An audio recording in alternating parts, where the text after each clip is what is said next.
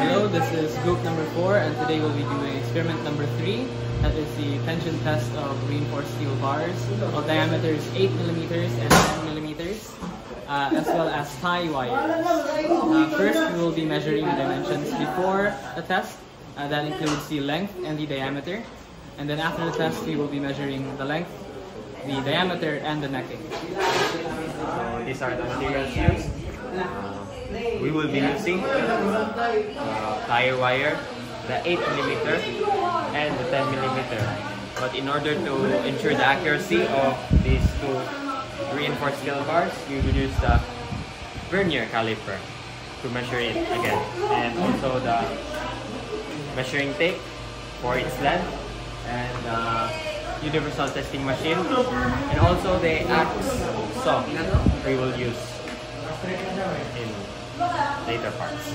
So good morning everyone. Currently we are here in MA Lab to gather our reinforced steel bar.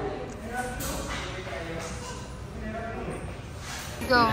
And now the next step is to measure 50 centimeters for the 10mm rebar.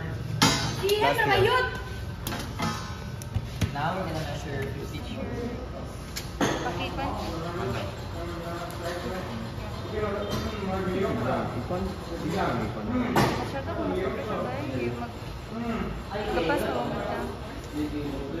Ako pagkabasa be. Ay, sorry. Ako video eh.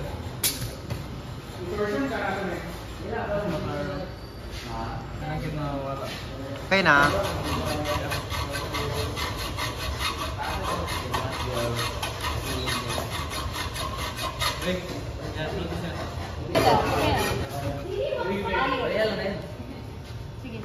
Yeah. Kita yun? I-support lang, Carl. Tara. Pwede lang.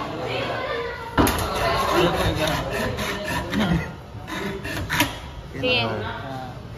Go. Now we are measuring tire wire 50 centimeters.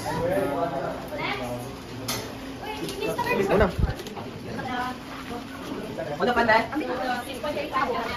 Okay.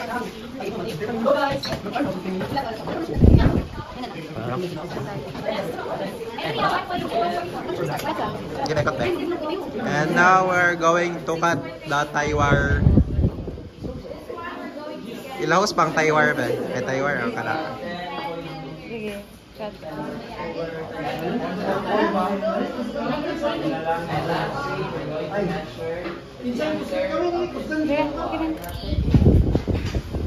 Perfect. Now we'll measure the weight of the steel bars using the triple beam balance. For the 5mm. Rebar.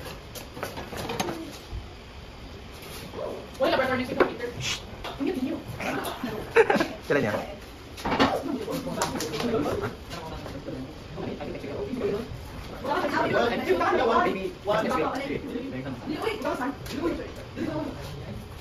Na yan, pila? So 147 grams. One. Next.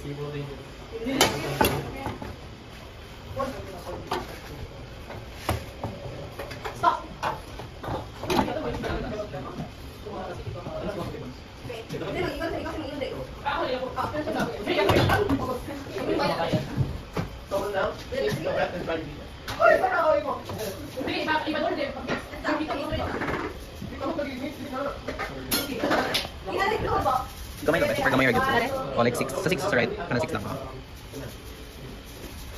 Okay na yan. 306. Now we are going to measure the weight of the tie wire and the 50 cm tie wire using the triple beam balance.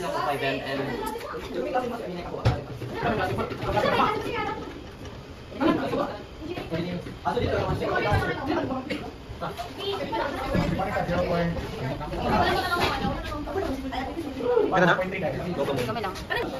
7.5. Ang katas ka, Nani! 7.5 grams. Now measuring the diameter of the steel bars.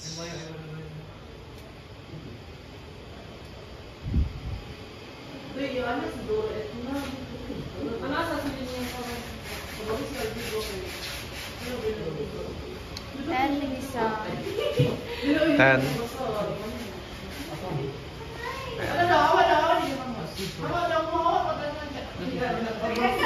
Ano kay 6.5. 6.5. Okay. The diameter of this tie wire Measuring the diameter of the tie wire. is 0.2. 0.2 millimeters.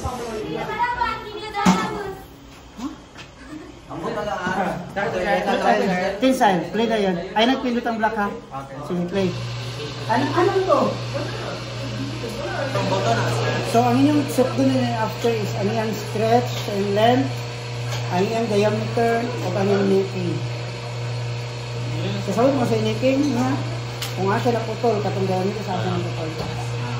Okay, stop. Stop. Oh, ay ko na picture sa din ha. Picture din graph. Ano yung reverse?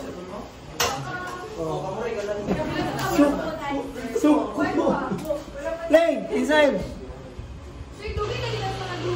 Hamot nila, ano? Kumita na rin sila. Overstaying tayo.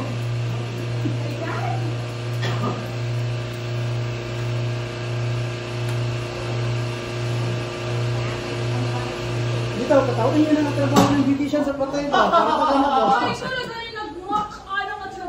Wala.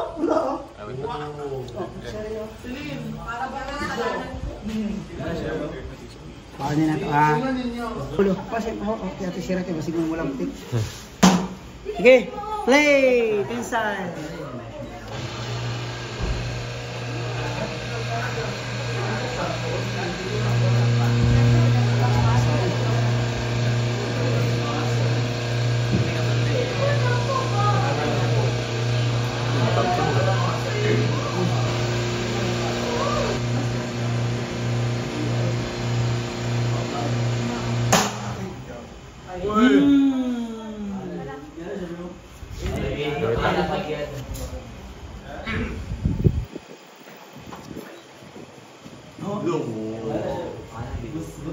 Sige.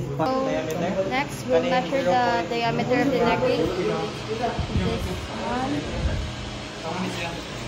So for 10 mm, it is 0.7. Diba? Tama. Ay, saan to? 6.5 millimeter to? Kanya, ayun dako. Ay, so duha ka necking ata. Dako ka necking? Ano siya, duha?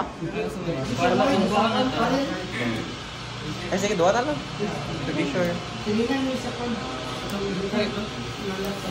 Like, strain, and then necking lang. Ano sa'yo katulog yung ano? Kung ahas i-measure na lang kung ahas ang length na nabuak dito. Something. Oh, length. Ano, wala na ito na nakuhaan. Ay, okay po na. Wala din na ito na measure. Stretch na hindi tawag di ay. Stretch and then 3.7 Japan. 0.7. 3.7.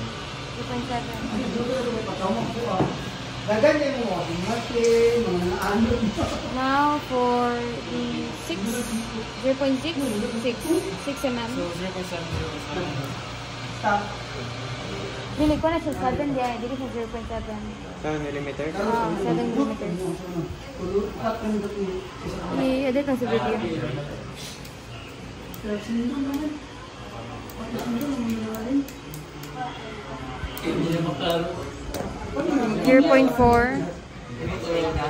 0.4 or 4? 4 millimeters. Butang ang unit. Millimeters na. 4, yep. 4 yapon. 4 millimeters.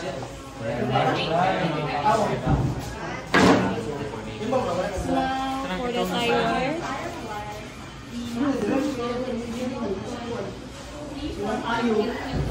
This is 0.1.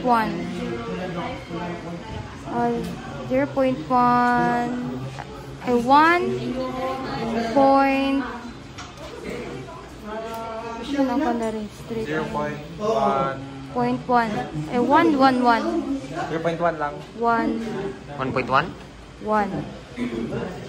1 millimeter. 1 millimeter. 1 millimeter? Ang Taiwan na be? Hmm. Kay ganina kay 0.2 mo pag-measure. 2 dito, 2. Ito, try na. 3 millimeters or 2?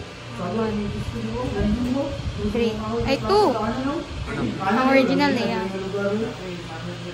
1 gam. 1 millimeter yapon. So that's it for experiment number 3, tension test for the steel rebars and the tie wire. Here are the aftermaths of our tension tests. This is the supposed 10mm, 8mm, and the tie wire. As you can see, the tie wire has the longest elongation, followed by the 10mm and then the 10mm. These will be discussed later on and compared to the standards found in ASTM in order to ensure that these can be used for construction. And here is the raw data for our experiment where the stretch length was not mentioned. So for the tie wire, it is 59. For the 8mm rebar, it's 52.3. And for 10mm rebar is 58.0.